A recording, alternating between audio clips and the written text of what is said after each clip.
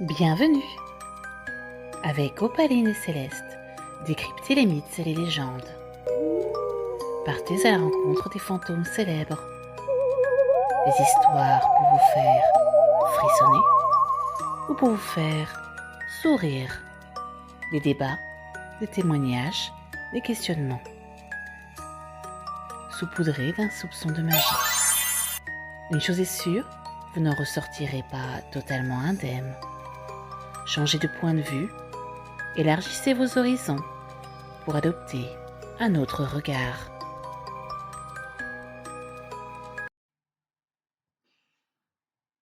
Bienvenue dans cet épisode consacré au Chupacabra.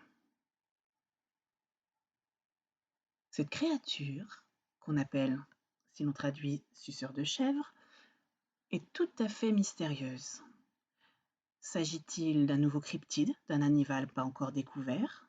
Ou s'agit-il tout simplement d'une mauvaise interprétation? Ces victimes sont peut-être le fruit d'un chien, ou d'une bande de loups, ou de coyotes. Je vais vous conter son histoire, ses origines, et je vous laisserai ensuite y réfléchir. Alors on pourrait croire que le chupacabra vient du Mexique, et en fait pas du tout. Les origines du chupacabra remontent à Moca, au Puerto Rico. En février 1975, on apparaît dans la petite ville de Moco des mutilations de bétail. Une quinzaine de vaches, 3 chèvres, 2 oies et un cochon. Le point commun de ces mutilations, on observe sur les carcasses des petites marques de morsures, des petits trous dans le cou de l'animal. Et ces animaux ont été totalement drainés de leur sang. Alors tout d'abord, les autorités qui pratiquent des autopsies pensent à des chiens sauvages. Et une semaine plus tard, dans la ferme de Rey Jiménez, on trouve de nouveau une vache qui cette fois-ci a le crâne percé. Et on remarque des marques de griffures tout autour des plaies.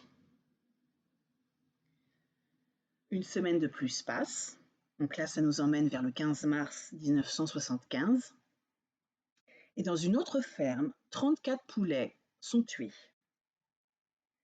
Donc on est déjà rendu à un total de 40 animaux, du coup rien qu'en 15 jours. Et puis du coup, 3 jours plus tard, donc nous sommes au 18 mars 1975, un autre fermier, Hector Vega, découvre lui aussi 2 chèvres complètement exsangues avec des trous sur la gorge. Il déclare cela aux autorités et dans la nuit, 7 chèvres supplémentaires de plus sont blessées, 10 sont manquantes à l'appel et 10 autres sont carrément retrouvées décédées. Donc c'est ce qui vaut le premier article dans un journal. Donc le journal c'est le Vocero de Puerto Rico et on découvre du coup cet article qui s'appelle El Vampiro Ataca Obrero en Moca. Donc là on parle réellement du coup d'un vampire. Comme ces attaques font l'objet d'un article de presse, le Sénat du coup puertoricain y met le nez et décide du coup d'engager des spécialistes pour essayer de clarifier la situation.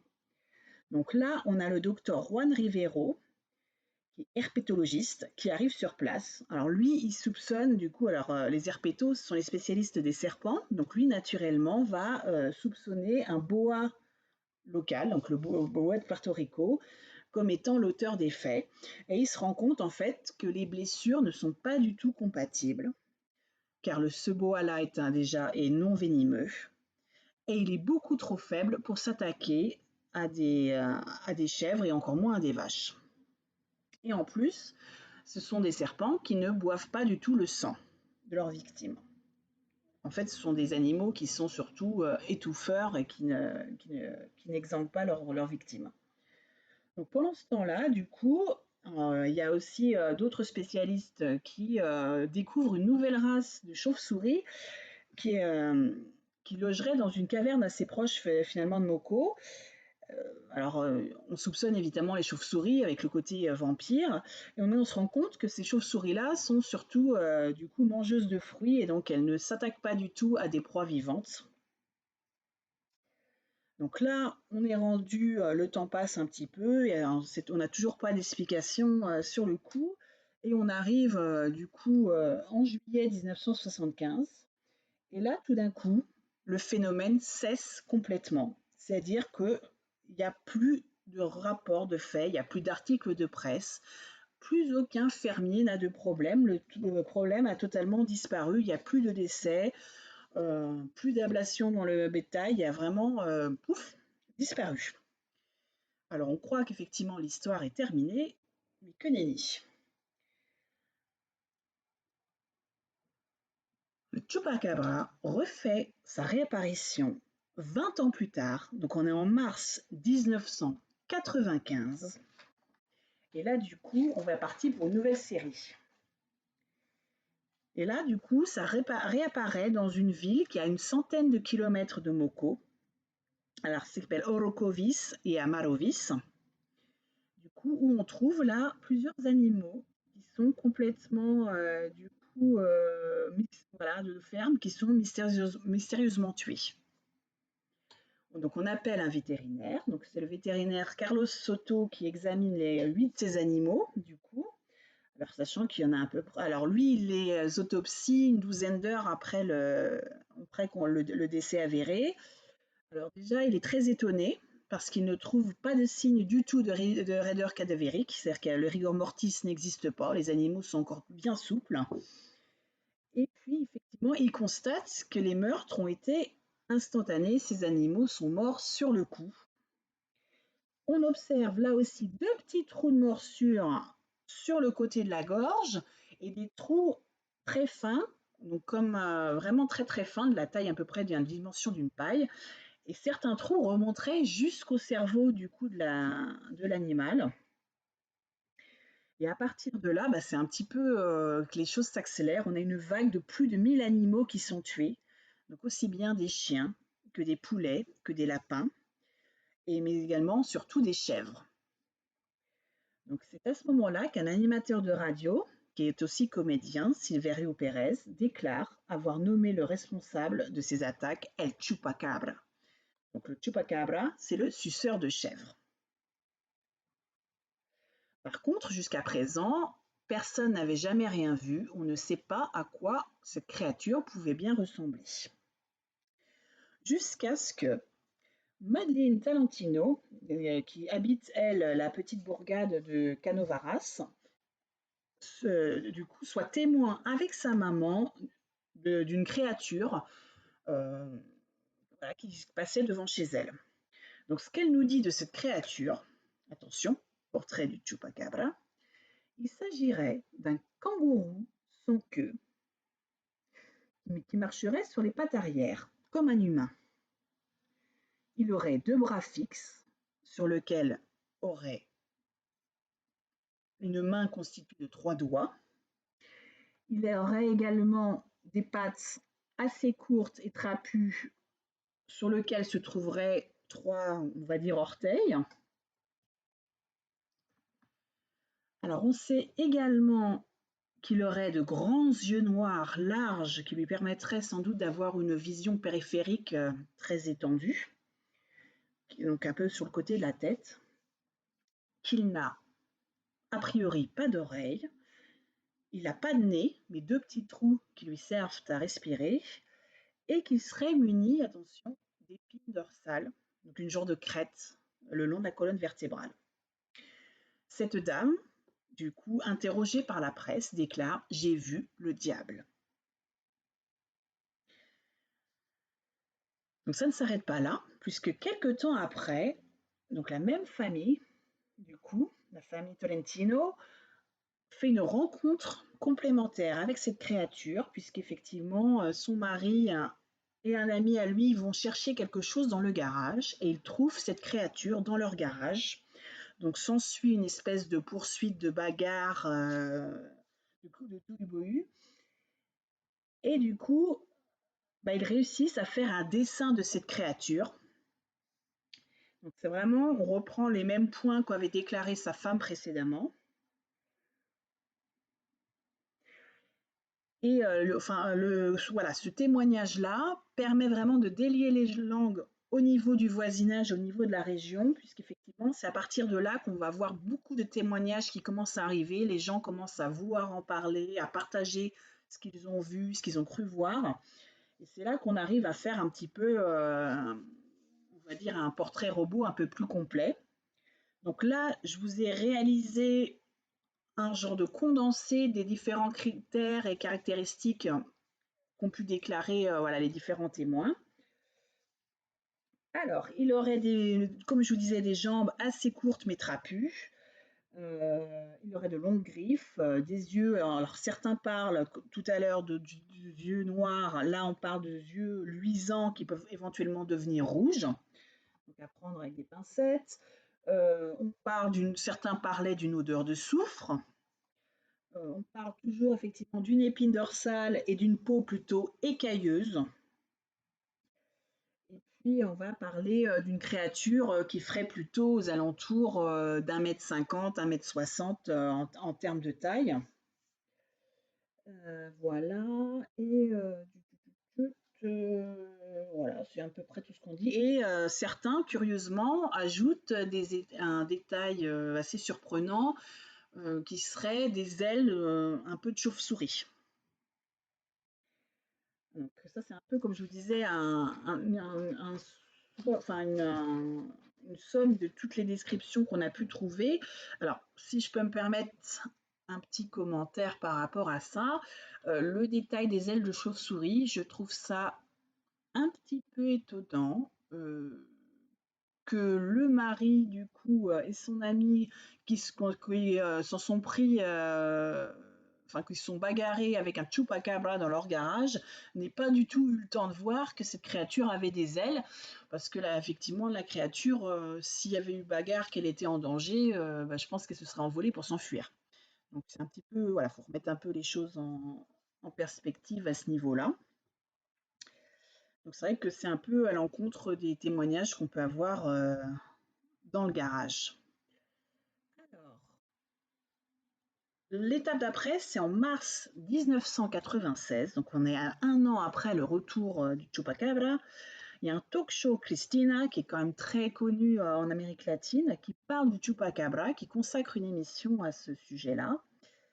Et là, on a des témoignages en masse qui vont commencer à arriver. Donc, ça ne va plus être dans la zone géographique exclusive de Puerto Rico, mais ça va s'étendre totalement, du coup, dans les Caraïbes et même au-delà, puisqu'on va commencer à avoir des témoignages en masse aux États-Unis, donc au niveau de la Floride, à des endroits comme Miami ou Sweetwater.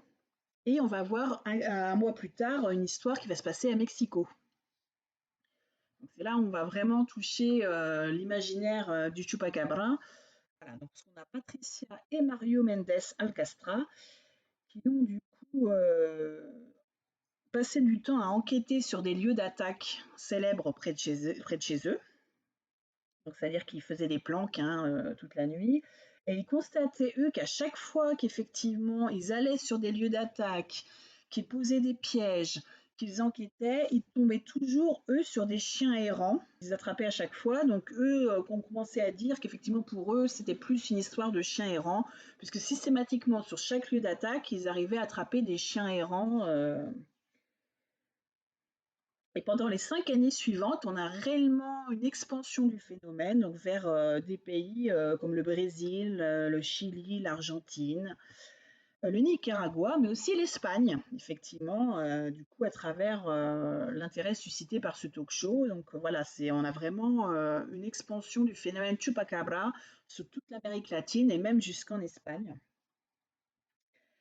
Et le 30 août 2000, on a un fermier près d'une ville qui s'appelle Malapaiso, au Nicaragua, donc qui s'appelle José Luis Talavera, qui décide, lui, de traquer le chupacabra, parce que du coup, cette bête a tué les nuits précédentes 25 de ses moutons et 35 moutons qui appartenaient à son voisin.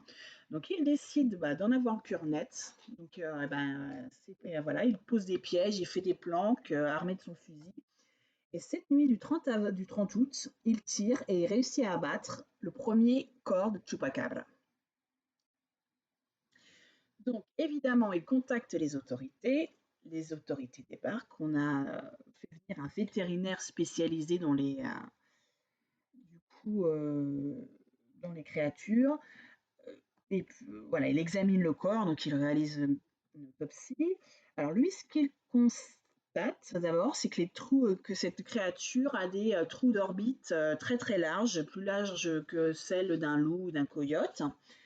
Il a une peau qui est vraiment un aspect curieux, donc une peau presque de type chauve-souris, donc un peu, voilà, pas de poils, que ses dents sont très très longues et qui a également une crête le long du dos, le long de la colonne vertébrale, qui est tout à fait atypique. Donc lui en vient, ce vétérinaire, à proposer la théorie qu'il s'agirait d'un animal hybride. Donc un hybride qui serait un croisement en fait de plusieurs races d'animaux. Alors, donc après, c'est à partir de là qu'on a quelques théories qui émergent en disant que cet animal aurait été créé lors d'expériences scientifiques qui auraient merdé. Enfin voilà, des histoires un petit peu comme ça. On parle voilà, de créatures mi-loup, mi-crocodile. Alors voilà, on part dans des trucs un petit peu plus improbables. En tout cas, ce corps de Chupacabra est envoyé à l'Université nationale autonome de Nicaragua et pour réaliser finalement ce que tout le monde attend, c'est-à-dire des tests ADN. Donc le 5 septembre 2000, les résultats ADN tombent. Et là, pour du coup l'université, il s'agit d'un ADN de chien, mais un chien qui serait porteur d'une maladie qu'on appelle la gale. Donc la gale, c'est une maladie de peau qui du coup cause une perte presque totale des poils, une peau qui est squameuse, donc qui va avoir tendance à se déchirer et à partir, et qui fait véritables plaques. Donc c'est une maladie qui est contagieuse, hein, et qui est un peu encore toucher des animaux du coup de nos jours, hein. Et lorsque du coup ce fermier, Talavera, récupère le corps, il déclare du coup que le corps d'animal qu'on lui a rendu n'est pas celui qu'il l'avait confié. Donc autrement dit, les autorités auraient échangé le chupacabra pour le corps d'un chien lambda. Donc les choses en restent un petit peu là. Et du coup, en juin 2007, du coup, là, on retombe sur un autre corps de Chupacabra. Donc là, c'est le docteur Phyllis Canyon, qui est une naturopathe, mais qui est surtout une grande chasseuse. Du coup, arrive à mettre la main sur un corps, mais au Texas. Donc là, on est à Cuero, au Texas.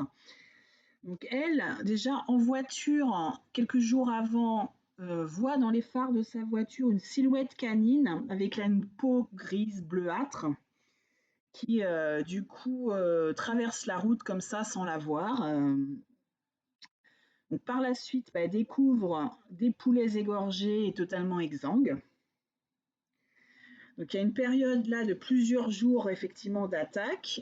Elle fait poser des caméras, on ne détecte rien, elle repart sans aucune image, c'est vraiment voilà, sans résultat. Et du coup, mi-juillet, elle reçoit un appel d'un autre fermier qui habite son secteur, qui lui dit qu'effectivement, il y a un chupacabra qui a été heurté par une voiture près de chez lui, que le corps est sur la route. Donc elle s'y rend et puis du coup elle prend le corps, elle trouve aussi elle un deuxième corps d'un animal, d'un chupacabra près de son ranch à elle. Donc là c'est l'occasion pour elle de faire des photos qu'on peut trouver sur internet, de faire des prélèvements ADN, prélèvements qu'elle va envoyer à plusieurs laboratoires pour un peu maximiser les chances. Voilà.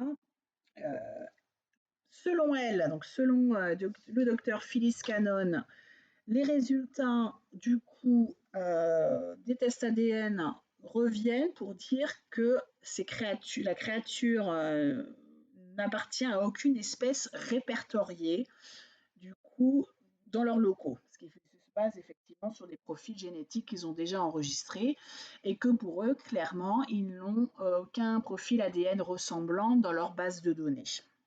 Donc ça veut dire qu'il ne s'agit ni d'un chien, ni d'un loup, ni d'un coyote. Voilà, c'est autre chose. Donc ce que fait du coup Phyllis, c'est du coup, donc il y a un des corps qu'elle va empailler qui se trouve dans son salon, que vous pourrez trouver en photo sur internet si vous voulez voir à quoi ça ressemble. Et puis bah, du coup le deuxième corps et le crâne, elle le met en congélateur pour garder, pour faire des preuves et conserver les preuves. Donc voilà, ça c'est l'histoire de Chupacabra. Maintenant, on va dire place à la théorie. Alors, quelles sont les explications possibles? Peut-être que vous, qui m'écoutez, vous avez déjà une idée. Je serais déjà intéressée par votre théorie. N'hésitez pas à mettre en commentaire la théorie pour laquelle vous penchez. La première théorie, la plus, on va dire la moins farfelue, on va dire ça comme ça, c'est la théorie du chien qui a la gale. Donc là, voilà. Tout ce qu'on peut dire, effectivement, que un des échantillons pour un des laboratoires, du coup, donc là, on parle du docteur Mike Fosner, serait un échantillon qui serait proche du coyote, donc qui pourrait être un échantillon de coyote hybridé avec autre chose. Et que du coup, voilà, pour eux, il serait un mix de coyotes et de loups mexicains. Voilà. Donc ça serait du coup une hybridation. Ça serait pour ça aussi que les laboratoires n'auraient pas ce profil génétique dans leur dossier de comparaison, puisqu'effectivement on est sur un animal hybride qui est donc pas référencé. Le problème avec la théorie, donc le problème, voilà, le point, on va dire, crucial sur la théorie du chien qui a la gale ou de l'hybride qui a la gale, c'est que la gale est une maladie qui va affaiblir le système immunitaire de l'animal. Donc l'animal va avoir du mal à se nourrir, il aura moins de force pour chasser, par exemple. Donc certains disent que ça pourrait expliquer pourquoi, effectivement, au lieu de chasser des animaux sauvages et de trouver sa nourriture normalement, cette créature va plutôt s'en prendre à des animaux d'élevage de petite taille, hein, comme des chèvres, des moutons, des lapins, des choses comme ça, parce qu'ils sont beaucoup plus faciles à attraper, notamment quand ils sont enfermés dans un hangar ou enfermés dans un champ clôturé. Alors, ma grande question, du coup, à cette, on va dire, cette théorie-là, c'est que du coup, autant ça peut tout à fait expliquer effectivement ce qu'a observé le docteur Phyllis quand elle a traversé la route, voilà, des chiens avec la gale, pourquoi pas. Comment est-ce qu'on peut confondre un chien ou un mi-coyote, mi-loup avec la créature qu'on nous a, on va dire, décrite dans les attaques qui ont, qui ont commencé là dans les années 95, j'ai du mal un peu à voir comment on peut confondre un chien avec un bipède, donc quelque chose qui est sur deux pattes, qui est un type kangourou sans queue. Comment on peut confondre ça avec quelque chose qui a des griffes, qui a des épines dorsales, quelque chose qui a éventuellement des ailes de chauve-souris? Je sais pas, hein, il y a quand même quelque chose qui ne va pas là-dedans. Une deuxième théorie nous parle de singes, et oui, accrochez-vous bien, puisqu'effectivement on sait que Puerto Rico, c'est une île du coup qui est très utilisée par les États-Unis pour faire différents tests et qui est très utilisée par différents laboratoires. Du coup, alors c'est par exemple, voilà, il y a une île San Juan, du coup, qui est une zone d'étude des primates, en fait, qui est une grande réserve. Donc, à un moment, donc c'est depuis longtemps, hein, c'est quelque chose qui a été créé dans les années 1930 pour étudier les primates. Donc, on a fait venir des centaines de primates de tous les coins du globe pour pouvoir, sur cette île, pour pouvoir effectivement les observer à loisir. Et on sait effectivement pertinemment que beaucoup de ces créatures, certaines de ces créatures se sont échappées notamment par bateau, hein, parce qu'on en a retrouvé sur le continent de Puerto Rico.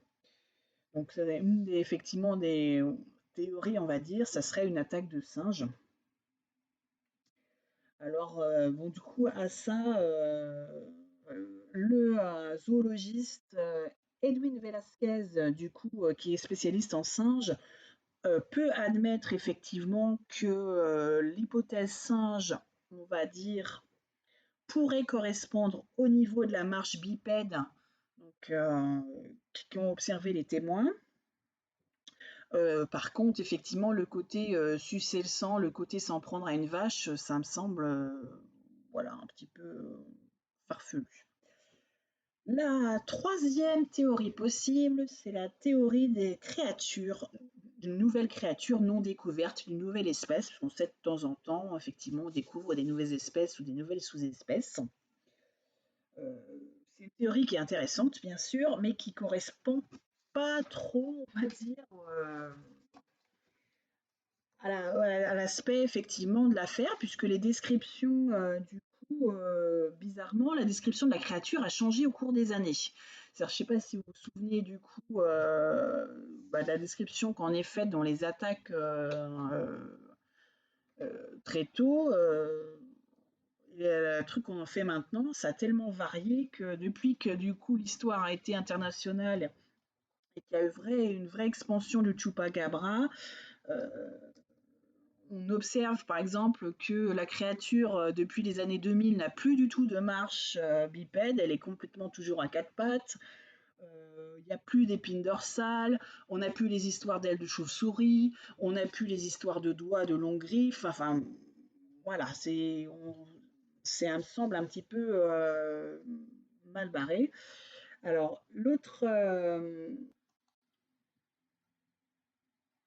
alors, une extension de cette histoire de nouvelle créature serait que cette créature n'est pas une nouvelle espèce apparue spontanément, mais qu'elle serait le fruit d'une expérience scientifique des Américains qui se seraient échappés, hein. Donc là, il faut repenser à Puerto Rico comme une zone où il y a des bases de l'armée américaine, mais il y a aussi des laboratoires du coup sur place américains.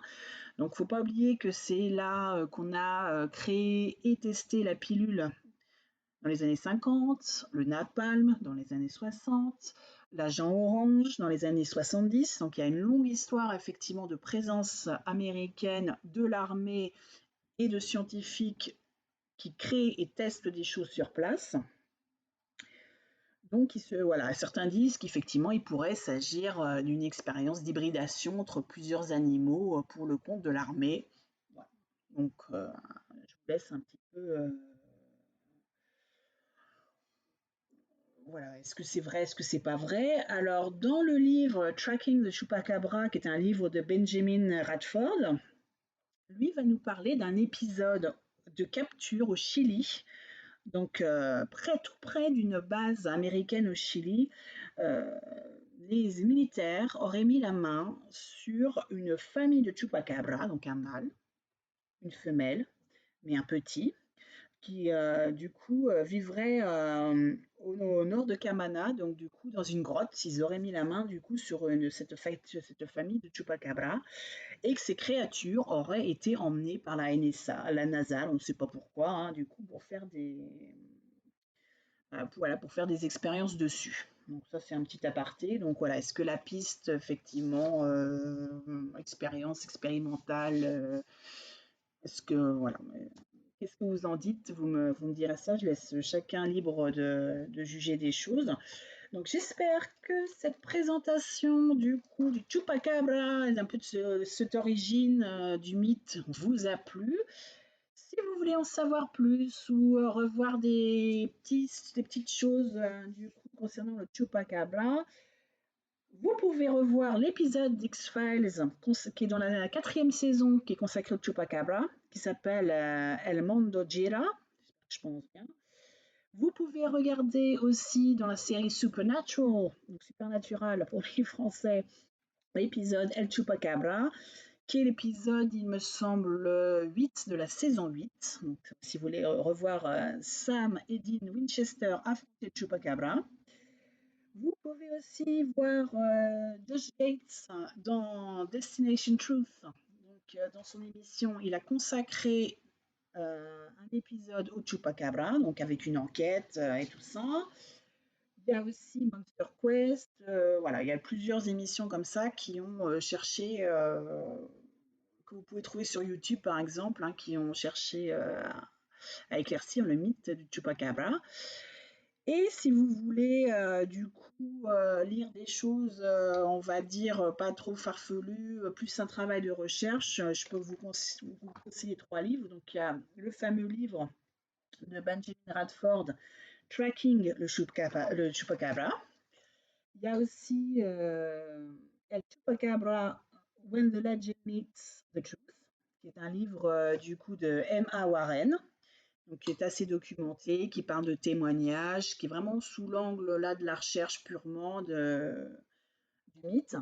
Et vous pouvez aussi voir du coup le livre de Nick Redfern qui s'appelle Chupacabra Road Trip. Et là, c'est Search of the Elusive Beast.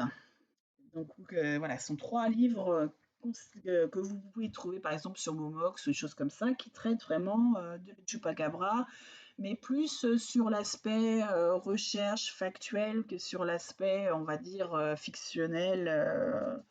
Voilà. Donc, j'espère que cette petite présentation du Chupacabra vous a plu. N'hésitez pas à me mettre en commentaire vos avis. Est-ce que c'est pour vous un mythe? Est-ce que c'est une légende? Est-ce que c'est juste une mauvaise interprétation d'un animal vivant? Est-ce que pour vous, il s'agit tout simplement de chiens errants? Chacun est libre de ses avis. Il n'y a pas de mauvaise ou de bonne réponse. Donc, n'hésitez pas à me mettre vos pensées en commentaire.